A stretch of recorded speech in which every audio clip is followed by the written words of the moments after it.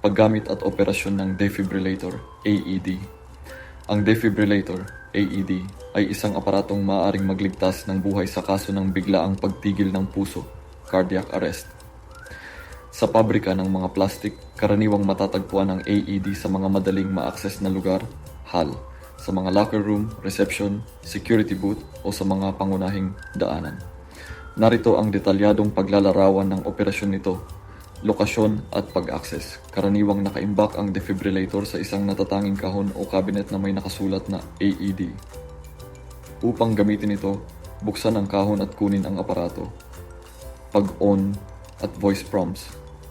Kapag na-activate ang AED, karaniwang sa pamamagitan ng pagpindot sa on button o pagbubukas ng takip, magsisimula itong magbigay ng mga voice prompts na hakbang-hakbang na nagsasabi kung ano ang dapat gawin. Hindi kinakailangan ang espesyal na kaalaman, sundin lamang ang mga tagubilin ng aparato. Paghahanda ng mga electrodes at ng apektadong tao, may dalawang electrodes, mga sticker, ang AED na kailangang idikit sa malinis at tuyong dibdib ng taong naapektuhan. Isang electrode sa ilalim ng kanang collarbone. Ang pangalawa ay sa kaliwang bahagi ng dibdib, bahagyang sa ilalim ng kilikili. Kadalasan, may mga larawan o tagubilin ang aparato na nagpapakita ng eksaktong lugar ng pagdikit ng electrodes. Kung maraming buhok sa dibdib, maaaring kailanganin itong mabilis na alisin. Karaniwang kasama sa AED kit ang disposable razor. Pagsusuri sa heart rhythm.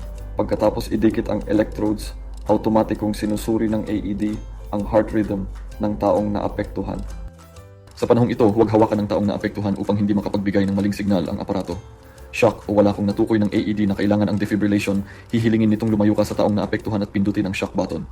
Kung hindi naman kailangan ng shock, ipapakita ng aparato na magpatuloy sa CPR kung ang taong naapektuhan ay nawalan ng malay at hindi humihinga. Pagpapatuloy ng CPR at karagdagang pagsusuri. Pagkatapos ng posibleng shock, uutos ang AED na ipagpatuloy ang chest compressions at rescue breaths. Kung patuloy na hindi humihinga ang taong naapektuhan,